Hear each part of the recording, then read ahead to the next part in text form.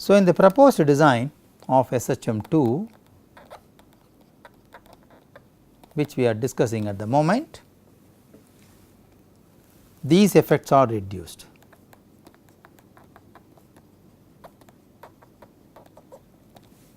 Okay.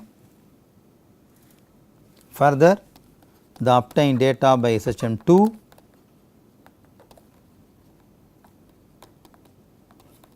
will be also checked with the wire data for its accuracy. One can also see from the previous results of the last lecture the effect of random noise which is found in the power spectral density function at 10 hertz is about 400 gram per root z. So, the outliers are obtained by examining the spikes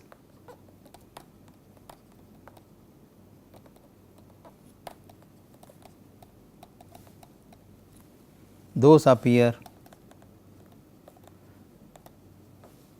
in the RMS level of the data at specified time interval. That is very interesting. You can easily make out that. Okay. Time series of these spikes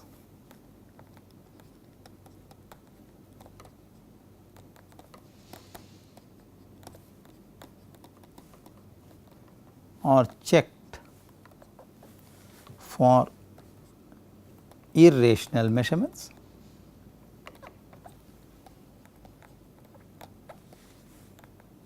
and then the data is processed.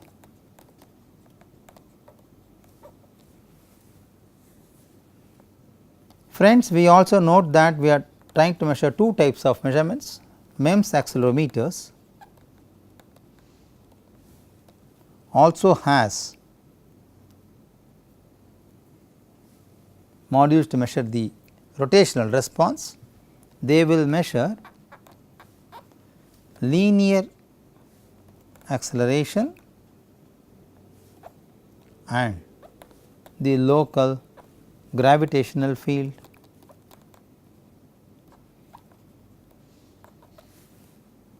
In the absence of the local field,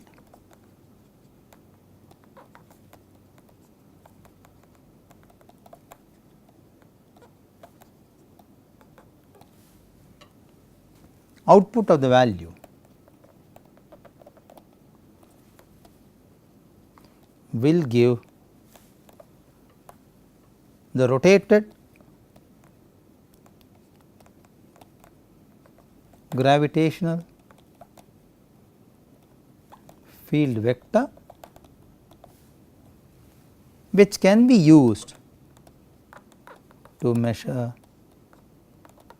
rotational response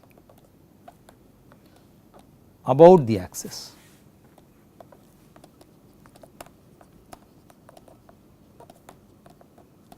Maybe pitch and roll. Pitch is about the y axis and roll is about the x axis. So, between the static acceleration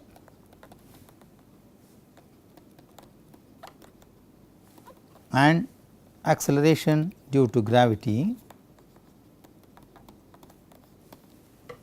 an inclined angle will be generated.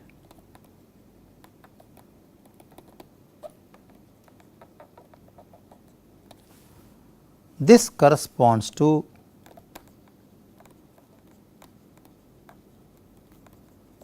tilt of the sensor. Raw value of the accelerometer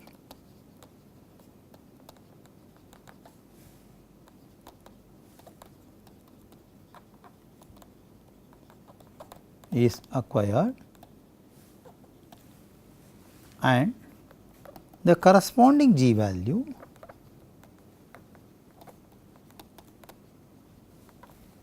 for the respective axis is calculated.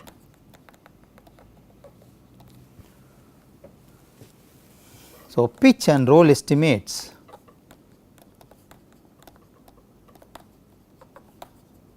can be computed as below.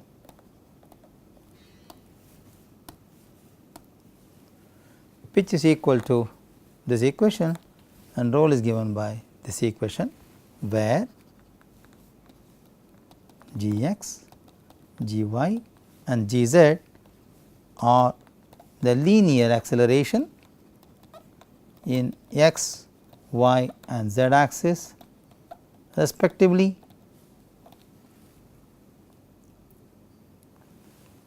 Denominator of the pitch value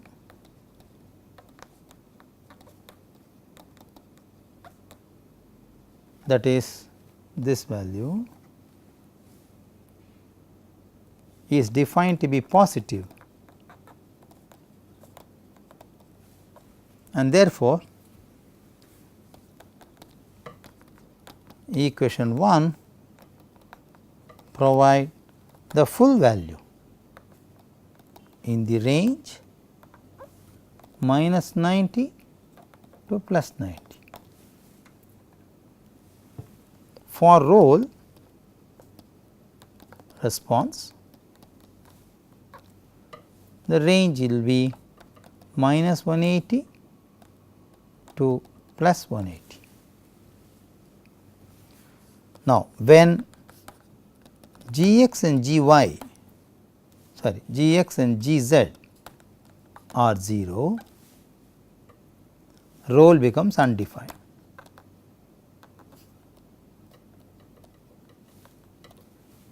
In order to overcome this problem, roll is considered as a function of arctan. Okay. This eliminates the ambiguity in computing the angle by accounting for the quadrant.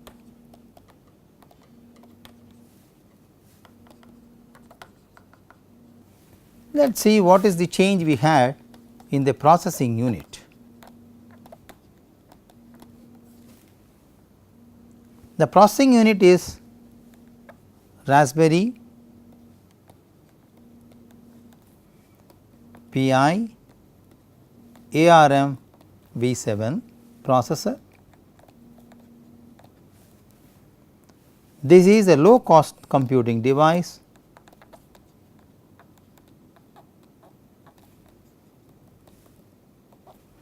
which has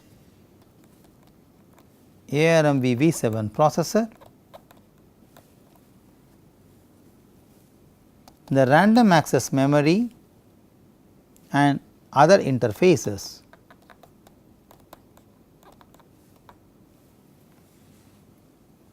that are required to connect the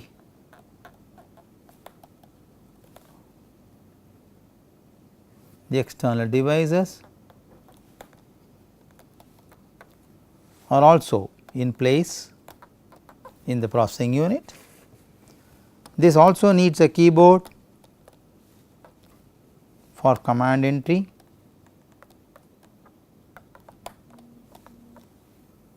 It also needs a display unit to function as a standalone device.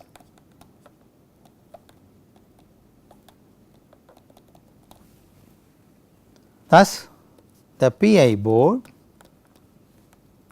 presently used for the system acts as a perfect processor device without any peripherals,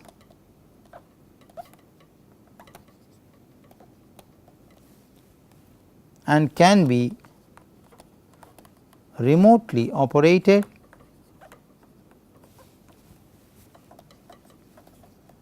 to the server unit. The PI board also has a 512 MB RAM as internal programmable memory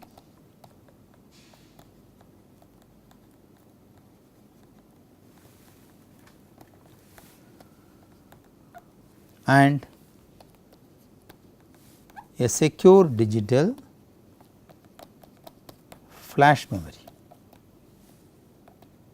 in the processing board. One can also use an extended 16 GB memory to enhance the storage capacity of the data. Now, the Wi-Fi adapter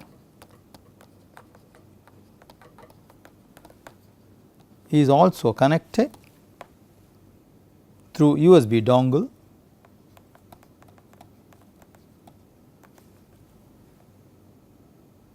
with the help of which the PI board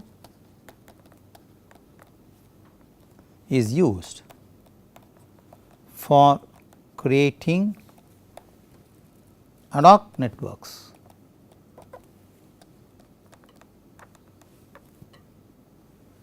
and to connect wireless network. This runs on a standard mode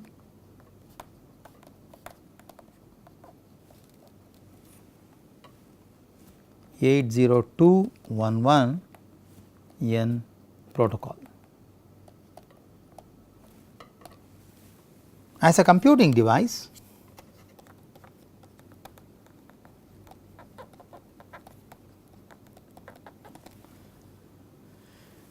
it uses an operating system which has Raspbian VZ as the operating system. This is a Linux based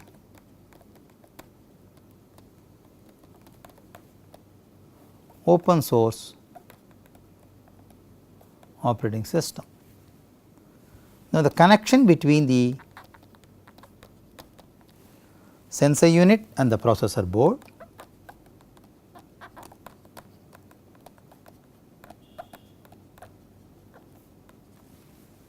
is established through the GPIO, that is general purpose input output pins. The board used in the present study, which is B plus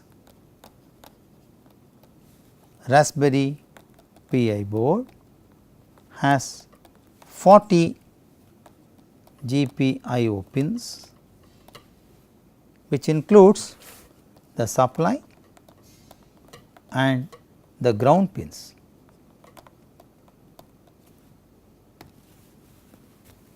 The GPIO pins can accept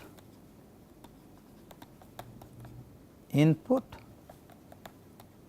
and output and can be thus programmed on the Raspberry Pi.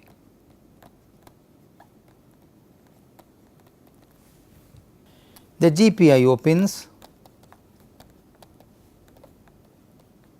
read the connected sensor unit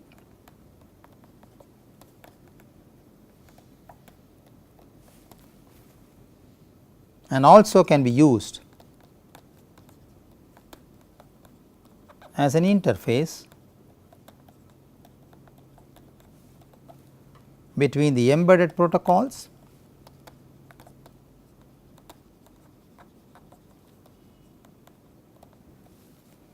like I2C and SPI.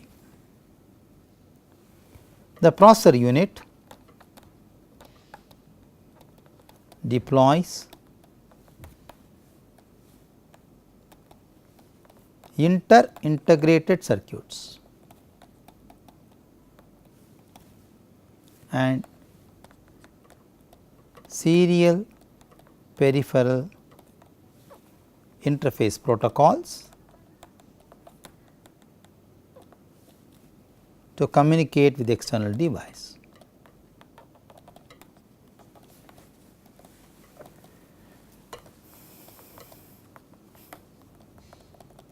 So, friends, in this lecture we saw more technical specifications of the processing unit, of the sensing unit. We also saw how the sensors can be used as accelerometer and inclinometer. We also learned how to save the power source, maybe in the sleep mode or in the active mode, by controlling the input power to the sensing units. We will discuss further details about this and the interface programming required to acquire the data using wireless sensor SHM2 design in the next lecture as well. Thank you very much and bye.